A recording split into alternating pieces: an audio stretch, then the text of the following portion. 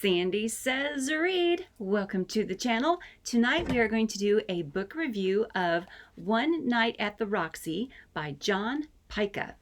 And this evening you are also going to hear, I don't know what kind of military operation going on outside. There are helicopters flying around out there. It's a thing. I can't help it. But if we don't get this thing filmed tonight, it's not going to get filmed. I have been meaning to film this for months. John, I apologize. I've been meaning to film this for a while. I read this book back in July, August. It's been a little while. So I had to go back through and, take a couple more notes to make sure that I had everything right for this video. So here we go. Let's see. One Night at the Roxy, my notes, was published in 2022 by 7th Star Press. It is 111 pages. It is the second book in the Tales of the Decoverse story. I don't know how many books are going to be in the series, so I don't want to say it's a trilogy. I don't know. There could be a lot of books in this series. The setup is for a lot of books in a great series with Big Daddy Cool as the hero who's doing all these adventures. This particular adventure has... Are you guys ready for this? It has Nazi vampires. So, I'm intrigued. It's got a vampire in it. I'm intrigued. But like Nazi bad guy vampires was awesome and great to discover in this book. I think I mentioned in the book haul video from Imaginarium that I bought this book like a moron without buying the first book first. I haven't gotten back around to getting the first book in the series. I need to do that because this is intriguing. This is a great book, and it's told in an intriguing style. I like the style of this. The conversational manner in which John has written this is great. The main character, the hero of the story, is Johnny Della Rocca. I wanted to get it right. The main character is Johnny Della Rocca, and he gave his name to this gangster thug in Chicago who caught him being a pickpocket, right? And so he gave his name to this thug or to this gangster, and it's not really his real name, but that's the name he's going to go with, and it works. But the writing style, I'm going to read a little piece to you like I always do in these videos. His writing style it's clever. I mean, it's like this, gangster back in the day Chicago thug style, and it's great. It works. It pulls you into the story, it sucks you in, and it gives you the right flavor, and it works very well. I enjoyed it. Here is an example, and this example kind of helps you dive into the story as well. We have a future self who has come back to talk to Johnny and is telling him, hey, here's what you need to be doing. Here's your quest. You gonna do it? And so he says, so what do you say, kid? My future self asked. Can we deal you in? So they wanted me to gather others like Professor Marvel to do the same thing he does, to use our abilities as entertainers, but also use them to protect the world, specifically Chicago.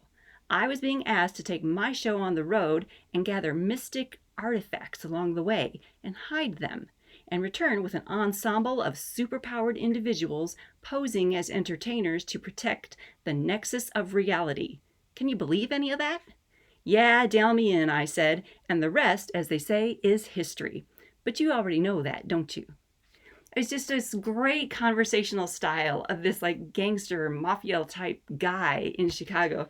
And he ends up, owning a club called the Roxy, which is where these, vampire baddies show up at this nexus of reality, this nexus that needs to be protected. And Big Daddy Cool and his team of superheroes are supposed to protect it. His team of superheroes, they are the Bombshell Kittens. And these are, showgirls who also have superpowers, just like Big Daddy Cool does. And his superpower is when he gets hurt, physically hurt, he becomes clairvoyant. He can read your mind. He knows what you're thinking. And that comes in real handy. But these entertainers, these showgirls that he picks up when he's going around the world, they each have a superpower as well. So he's got, the Bombshell Kittens who come on board with him. They each have a superpower that's able to assist him as he goes about, taking care of the baddies. Let's see. There's another spot I wanted to read for you on page 39. Where it says, and that brings us to today.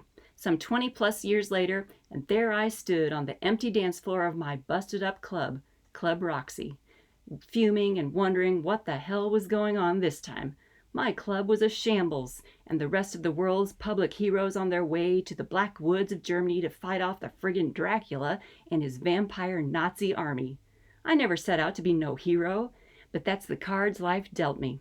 Frankly, I was a little pissed off at the current situation. Most of Chicago's mystery men missing or dead, and the ones what are left behind been abducted by Jack Abel and the Earth Defense Force to go defend the Earth against the Nazi vampires. I love it. I love it. He gives us enough background in a quick enough fashion that we're clipping along with him, and then, and that brings us to today.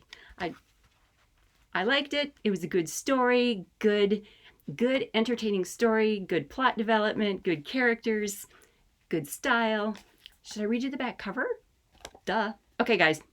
The back cover is Chicago holovisor reporter Penny Lane has been kidnapped and is being held for ransom by Chicago's most infamous villain, Dr. Diablo.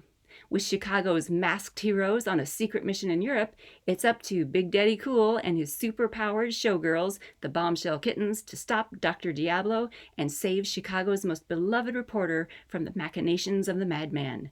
However, behind the scenes, there's another threat, a greater evil lurking, pulling the strings and seeking universal domination. Mobsters, vampires, Nazis, showgirls, masked vigilantes, high-stakes adventure in an alternate deco-punk history. I highly recommend. What is it? One Night at the Roxy. For like a month, I was calling this One Night at the Roxbury because that's my brain for you. By John P. Pyka. I recommend. Highly recommend. Let's see. Is there anything else I was supposed to tell you? That might be it, you guys. Thanks for tuning in. Like the video, follow along, and I'll see you next time.